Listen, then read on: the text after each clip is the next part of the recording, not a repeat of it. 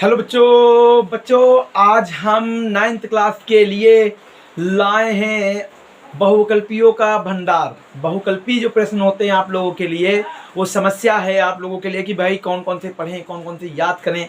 सबसे बड़ी समस्या तो यही है। तो मैं धीरे धीरे सारे बहुकल्पी करा दूंगा आप लोगों के ऑब्जेक्टिव के, ठीक है। सारे मतलब समाज विज्ञान के सारे ऑब्जेक्टिव करा दूंगा।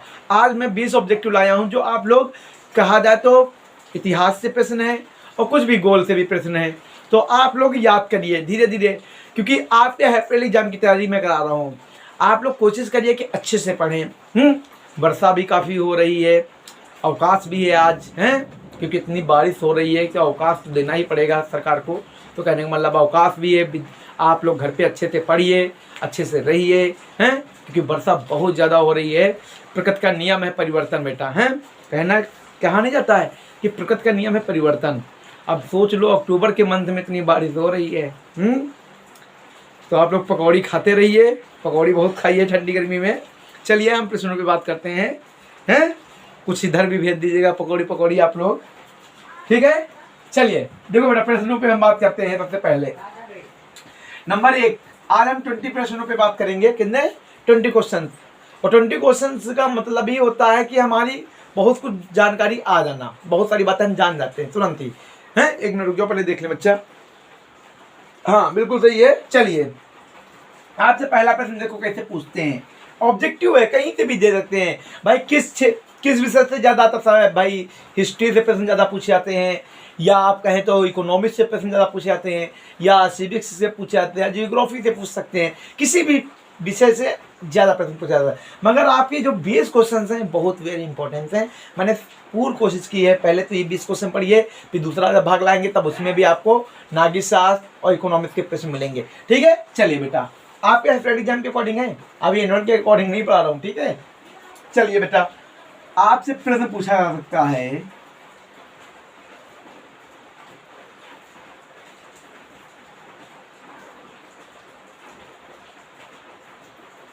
टाइड क्या था? आज से पूछा जा सकता है ऑब्जेक्टिव में, टाइड क्या था? नंबर 1 ऑप्शन, नंबर ए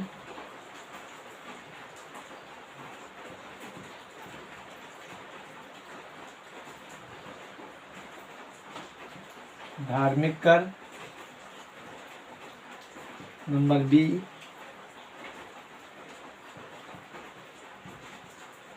प्रत्यक्ष कर,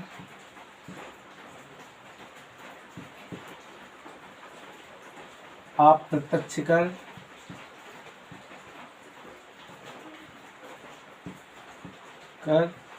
नंबर डी सैन्य कर। अब आप लोग अच्छे से बताइए, कोई दिक्कत तो नहीं है बच्चों को? ऐसे कोई दिक्कत होनी नहीं चाहिए, वैसे कोई दिक्कत होनी नहीं चाहिए बच्चों को। तो खासकर मैं तो जानता हूँ कि बच्चों को कोई खासकर दिक्कत नहीं होनी चाहिए। बेटा ये एक तरह का क्या था? धार्मिक कर था। टाइड क्या था बेटा? धार्मिक कर था, जो फ्रांस में लिया जाता था, ठीक है। कोई दिक्कत तो नहीं है? अरे मेरा डस्टर कहाँ गया? अरे यार मेरा डस्टर गया भाई, एक मिनट रुक जाओ भाई। आपका ये टाइड क्या है? एक धार्मिक कर है। अब बेटा दूसरा प्रश्न देखिए बच्चा क्या है मेरा। दूसरा प्रश्न आप देखिए बच्चा क्या है मेरा।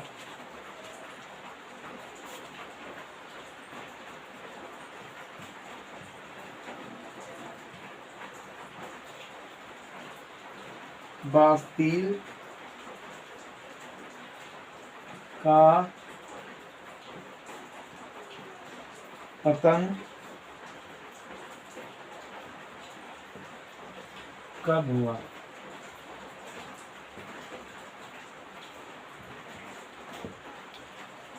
वैसे तो मैं चाहूँ तो ऑनलाइन क्लास लेने के लिए कहा था, मगर ज़्यादा तो विद्यार्थी जुड़ नहीं पाए 9th क्लास के, तो इसीलिए मैंने ऑब्जेक्टिव किया ही नहीं।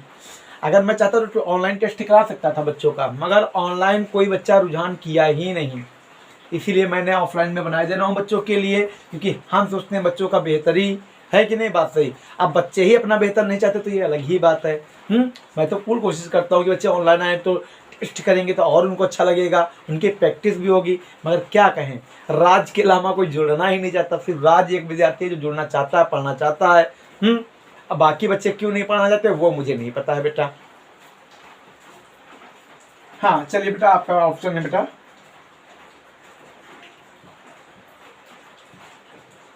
6 मई 89, बी 14 जुलाई 1789, सी बेटा आपका है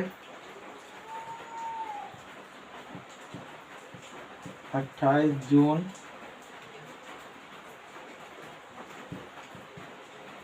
1789, डी बेटा आपका क्या है 30 जुलाई 1789। अब आप इसमें से बताइए कि कौन सा सही होगा बच्चा। अब आप इसमें से बताइए बेटा, बास्तील का पतन कब हुआ। बास्तील एक जेल थी ना उस समय की वहां पर, तो आप बताइए इसमें से कौन सा सही होगा बच्चा। आप जल्दी जल्दी बता दीजिए बच्चा। देखो बेटा इसमें कौन सही है, ये वाला सही है 14 जुलाई 1789। ठीक है बच्चा, कोई दिक्कत तो नहीं किसी विद्यार्थी को? कोई दिक्कत हो बोल सकता है बच्चा। कमेंट में सब लोग बता सकते हैं कि कैसे क्या है। जिसको अच्छा लगे वो कमेंट करे, और ज़्यादा से ज़्यादा बेटा क्लास शेयर कर दिया करो आप लोग। अरे ना ऑनलाइन जुड़ पाओ तो शेयर ही कर दो यार, एक काम तो कर लिया करो। आप लोग तो इतने अच्छे विद्यार्थी होते हैं। विद्यार्थी का मतलब ही होता है विद्या को सही अर्थों में धारण करने वाला है बच्चा।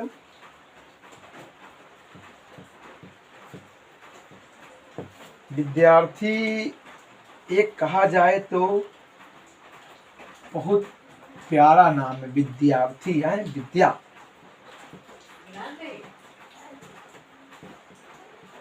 फ्रांस के संदर्भ में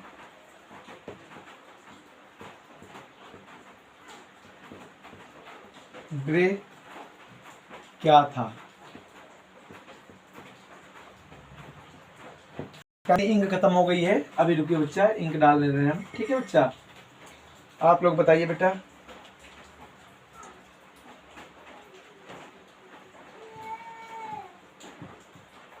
जेल का नाम,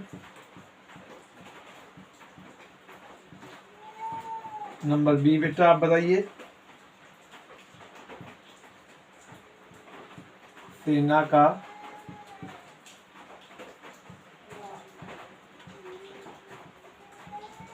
सर्वोच्च अधिकारी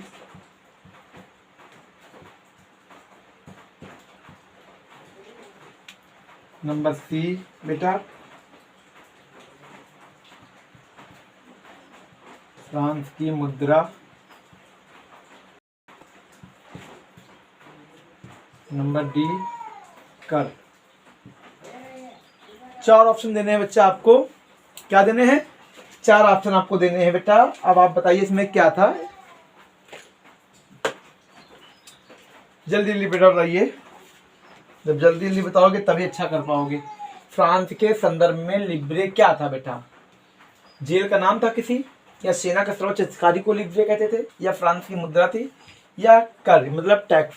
बेटा ये फ्रांस की एक तरीके से, फ्रांस के संदर्भ में लिब्रे क्या था? फ्रांस की मुद्रा में लिब्रे क्या था? फ्रांस की एक मुद्रा थी। ठीक है बच्चा, समझ में आ रहा है? कोई दिक्कत तो नहीं बेटा ऑब्जेक्टिव में आप लोगों को? कोई दिक्कत हो तो आप लोग प्रश्न कर सकते हैं कमेंट में, तो हम आपको बता देंगे ना बच्चा। ज्यादा से ज्यादा शेयर कर दोगे तो आप लोगों का ही फायदा है बच्चा। आपका देखो चौथा जो क्वेश्चन क्या है बच्चा।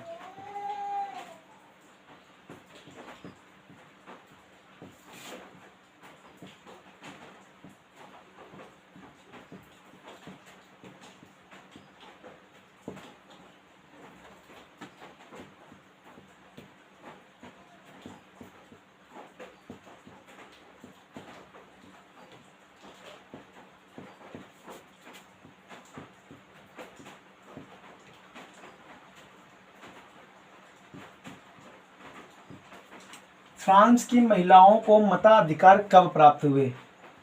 ठीक है, अब देखो बेटा, ए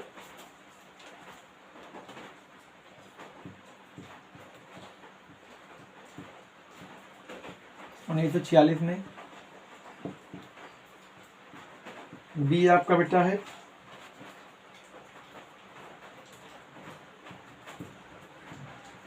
सन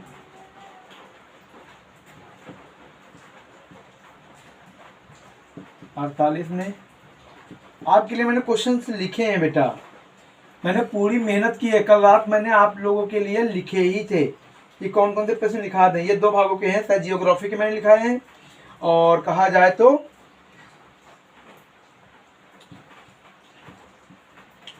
हिस्ट्री के हैं ना बच्चा। अब आप लोग यार पढ़े ऑनलाइन आओ तो और मजा आता है यार प्रश्न करने में, जो मजा कहते नहीं प्रत्यक्ष है वो ऐसे मजा नहीं आ सकता है। आप लोग उत्तर दीजिए इसका बेटा, आप लोग इसका उत्तर दीजिए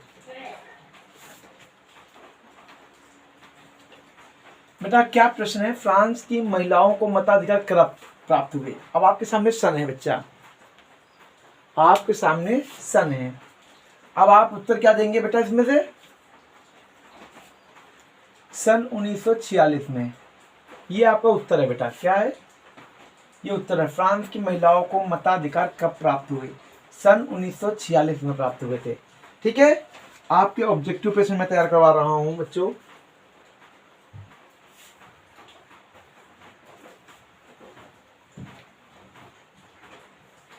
कोई दिक्कत हो किसी बच्चे को तो मुझसे बता दे बेटा।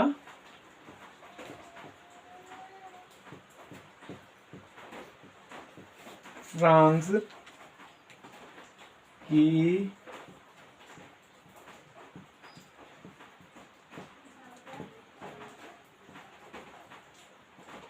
चीन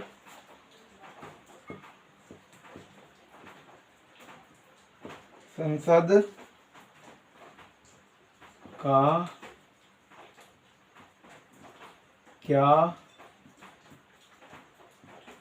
नाम था? उत्तर दीजिए बेटा, फ्रांस की प्राचीन संसद का क्या नाम था? अब आप लोगों को पता होना चाहिए फ्रांस की।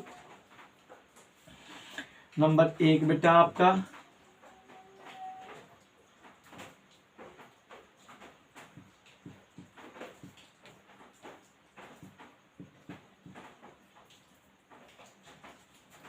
जनरल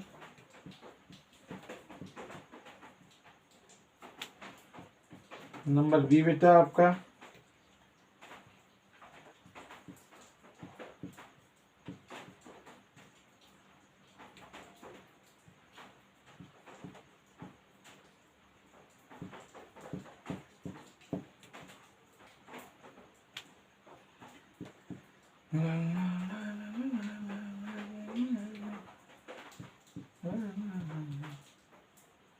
नेशनल असेंबली बेटा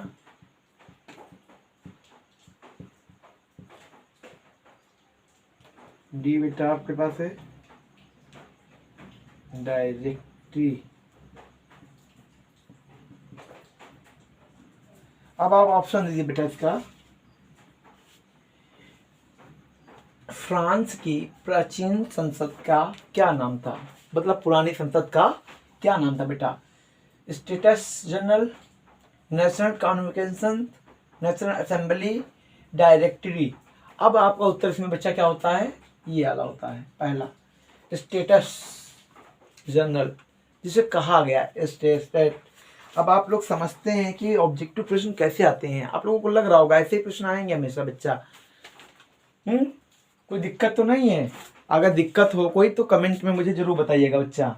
ठीक है, क्वेश्चन आगे बढ़े बेटा।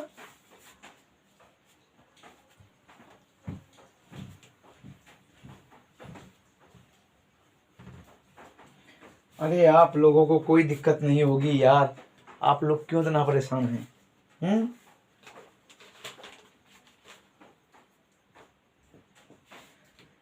मुझे 20 क्वेश्चन कराने हैं, बस इतना मेरा टारगेट है। रेगुलर 20 क्वेश्चन कराएंगे हम। आप उस सब विषय के मिलेंगे, ठीक है, कोई टेंशन मत लो बेटा आप लोग, हम समझते हैं सबकी प्रॉब्लम। एजुकेशन में अगर देखा जाए तो सबसे प्यारी यही चीज है कि आप लोगों को विद्या अर्जन करने का मौका मिलता है। आप सबसे अच्छे हैं, आप अच्छे हैं। अब लोग कहेंगे सर आप हिंदी यूज कर रहे हैं, पेपर रचयिता लिख रहे हैं, लेखक नहीं लिख सकते हैं। द स्पिरिट ऑफ लॉज के रचयिता कौन है? अरे यार इतिहास रचयिता लिख दो, चाहे कुछ भी लिख दो है। लेखक भी लिख सकते थे ना। रूसो, लॉग, आप लोग आगे उन्नति करते रहें, प्रगति करते रहें, ऐसी मैं ईश्वर से कामना करता हूँ कि आप लोग बहुत अच्छे से पढ़िए। मेरी ऑनलाइन क्लास में अगर आप ज्वाइन हो जाइए, देखो बेटा जब ज़्यादा लोग जुड़ते हैं तभी मैं कोशिश करता हूँ कि ऑनलाइन क्लास ले लूँ। अब ज़्यादा बच्चे जुड़ नहीं पाते हैं। अब यूपी बोर्ड वाले बेचारे बच्चे हैं, किसी के पास मोबाइल है तो किसी के पास नहीं है, ये भी एक समस्या है, मगर आज ज़्यादातर बच्चों के पास मोबाइल रहता है। चलिए इसका उत्तर दीजिए बेटा, छठे का। द स्पिरिट ऑफ लॉज के रचयिता कौन है, मतलब लेखक कहा जाए कौन है, जल्दी दीजिए बेटा। मॉन्टेस्क्यू है, मॉन्टेस्क्यू इसके रचयिता है बेटा, देख लीजिए वैसे, ठीक है। वीडियो वाले पूरा मिल जाएगा यार, क्यों परेशान हो रहे हैं, देखते रहे। मेरा कभी कोई वीडियो फंस जाता है बेटा, अभी तो आराम से चल रहा है। चलिए 6 क्वेश्चन हो गए हैं, 7वां बेटा क्वेश्चन लीजिए आप लोग। मजा आ रहा है, कोई दिक्कत तो नहीं मेरे बच्चों? यार तुमको हम क्या बताएं, पढ़ाई रिलेटेड क्या बता दें, बताइए आप। कभी हम भी 9th में पढ़ते थे तो हम बहुत कमजोर विद्यार्थी रहे हैं 9th में कभी, हैं? अगर तुम मेरे रिजल्ट को देखोगे कहोगे सर आप कैसे पढ़ाई किए हैं, बहुत कमजोर था भाई। अब आप लोग ये मत समझो कि कमजोर होना बुरा है, भाई कमजोरी को दूर भी किया जा सकता है ना। अब बच्चों को जो लगता है कि नहीं नहीं मैं नहीं सीख सकता, अरे क्यों नहीं सीख सकते हो, आप ही लोग सीखते हैं सब कुछ। कमजोरी ही बच्चे तो हमेशा आगे जाते हैं, जाते पढ़ने तेज वाले भी बच्चे हैं, मगर कमजोरी जो अपने आप को समझते हैं कि मैं कमजोर हूँ, मैं कुछ कर नहीं सकता, ये उनकी गलत फहमी है बेटा, ये उन बच्चों की गलत फहमी है। अब कहने का मतलब बच्चे सोचते हैं नहीं सर ऐसा नहीं है, सर हम कमजोर हैं, हम कभी नहीं सीख पाएंगे। अरे ऐसा क्यों सोचते हो आप लोग, कमजोरी लोग आज आगे जा रहे हैं, उन्नति कर रहे हैं। बेटा बताइए फ्रांसीसी क्रांति कब प्रारंभ हुई, ओनली सन बताइए बस, ठीक है। अब बहुत लोग सोचेंगे सर ने डेट नहीं लिखी, अरे डेट तो सबको मालूम है, हैं? उसको बताने में क्या हो सकता है। फ्रांसीसी क्रांति कब प्रारंभ हुई बेटा, 1789। बच्चों को उत्तर आ रहा है, कई बच्चों को उत्तर आया यही कि सर फ्रांसीसी क्रांति कब प्रारंभ हुई, जल्दी जल्दी बता दीजिए भैया।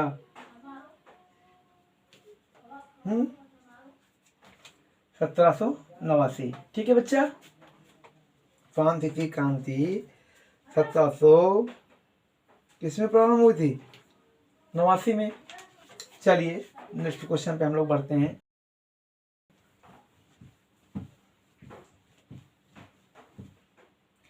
दूसरा क्वेश्चन लीजिए बेटा आप लोग।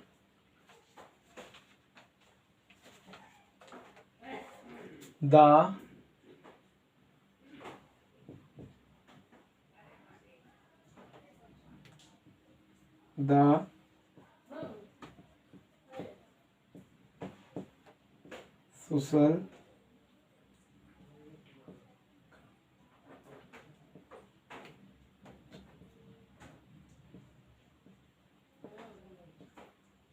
सोशल कॉन्ट्रैक्ट,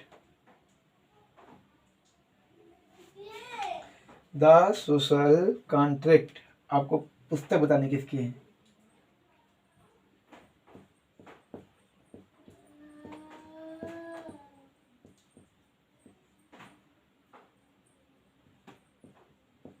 है? जल्दी जल्दी बता रहिए। आप जितनी जल्दी बताएंगे उतनी जल्दी आपका उत्तर आ जाएगा, है कि नहीं?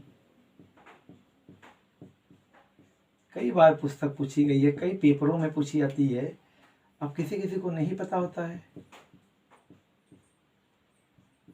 काफी फेमस पूछी है रचना, कोई खराब नहीं रचना है।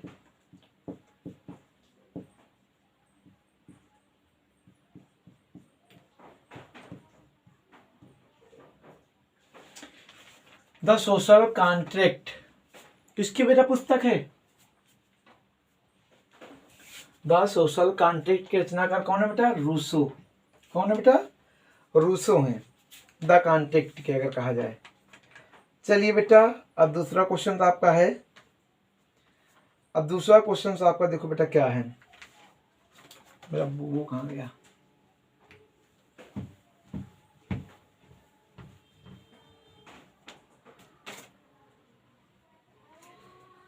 नवा क्वेश्चन है बच्चा हमारा आपसे।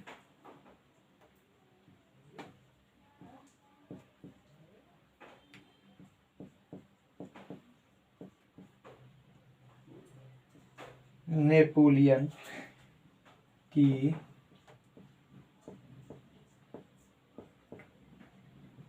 वाटरलू युद्ध में पराजय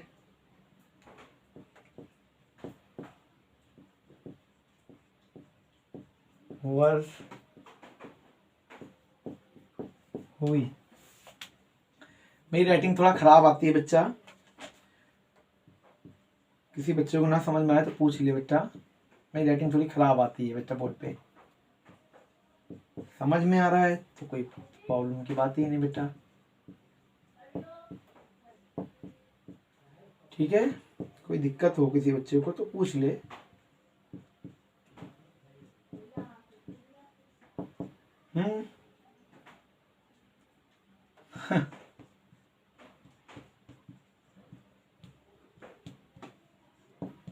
जल्दी जल्दी बता दीजिए, 1 मिनट रुकिए बच्चा जरा। हाँ बच्चा, तो आप लोगों को क्या क्वेश्चन दिया था? नेपोलियन की वाटरलू युद्ध में पराजय किस वर्ष हुई? बेटा ये 1815 में वाटरलू में उसकी पराजय हुई थी। ठीक है बच्चा, क्वेश्चन में कोई दिक्कत तो नहीं तुम लोगों को? तुम लोगों के लिए ढूंढ लिए हैं सारे क्वेश्चन से क्या क्या पढ़ने हैं। बेटा मैं वही क्वेश्चन से पढ़ा रहा हूँ जो आपके पेपर में आने के चांसेस हैं। आप ये मत समझिए सारे पढ़िएगा, ठीक है? सारे पढ़ने का वो नहीं है ज़रूरत। सारे पढ़ लोगे तो माइंड ऐसे ही डिस्टर्ब हो जाएगा आप लोगों का। जो सही बेटा यही है, सारे पढ़ने का मतलब है माइंड में खिचड़ी बनाना, और खिचड़ी जब बन जाती है माइंड में तो दिक्कत यही होती है सबसे पहले। चलिए अब बेटा हम आपको क्वेश्चन दे रहे हैं। फ्रांस का राष्ट्रीय दिवस कब या जाता है? कई बार क्वेश्चन पूछा गया है पेपर में, कई बार बेटा पूछा था। सबको पता है, हमको तो पता है कि सभी बच्चे बता देंगे, हैं? सही है सब लोग। राज तो कहने सर आता है मुझे तो, अरे आता है तो सबसे अच्छी बात है यार। अभी हाई स्कूल के ऑब्जेक्टिव प्रश्न लाने हैं मुझे समाज विज्ञान के, जल्दी कोशिश करूंगा ले आऊंगा उनके लोगों के लिए भी, क्योंकि वो भी बच्चे हैं बेचारे। उत्तर दीजिए बच्चा। चलो सुनोगे ना आप पे? बेटा मेरा प्रश्न है, फ्रांस का राष्ट्रीय दिवस कब मनाया जाता है? आप जानते हैं ना फ्रांसीसी क्रांति का प्रारंभ हुई थी, कई जगह 5 मई भी दिए हैं कई जगह पर, मगर वो बेटा कहा जाए तो प्रमाण नहीं, मगर ये 14 जुलाई को माना जाता है कि 14 जुलाई 1789 को फ्रांस आज़ाद हुआ था। मतलब आज़ाद नहीं, मतलब क्रांति हुई थी ना बेटा। कहने का मतलब आप जानते हैं अच्छे तरीके से कि आप जो 14 जुलाई 1789 जो फ्रांस की क्रांति मानी जाती है, बहुत जगह मैंने पढ़ा है कि वो 5 मई को कहीं कहीं लिखा है, कई जगह पर बेटा, मगर आपकी ये बेटा शुरुआत है। ठीक है, फ्रांस का राष्ट्रीय दिवस कब मनाया जाता है? 14 जुलाई को मनाया जाता है। ठीक है बेटा, कोई दिक्कत तो नहीं है? फ्रांस का राष्ट्रीय दिवस। ठीक है बच्चा, 10 क्वेश्चन हो गए हैं। मैं सोचता हूँ बच्चों को उतना ही कराऊं जितना उनके लिए ज़रूरी है। अगर ज़्यादा करा देंगे तो बच्चों का दिमाग भी, ऐसे भी बेचारे पढ़ा करते हैं दिन भर, कहते हैं सर कितना कितना पढ़ डालें, हैं? यही है ना, सही बता रहा हूँ कि गलत बता रहा हूँ? सही बता रहा हूँ ना, कि यही सोचते हैं कैसे कैसे पढ़ें सब कुछ। अब बच्चों देखो, कुछ कुछ चीज़ें ऐसी भी हैं जो आपसे क्वेश्चन किसी भी प्रकार से पूछा जा सकता है। अब क्वेश्चन की जो मैंने कोशिश की है, वैसे देख लूँ मैंने कौन कौन से क्वेश्चन बनाए थे इसके लिए, आपके लिए क्वेश्चन अगर कहा जाए, ठीक है, मैंने क्वेश्चन जो बनाए थे सही तरीके से बना लिए थे, कोई बहुत ज़्यादा कठिन नहीं बनाए थे। अब दूसरे क्वेश्चन देख लेते हैं बच्चा हम लोग। तो मेरी विद्या रानी, मेरी विद्या है,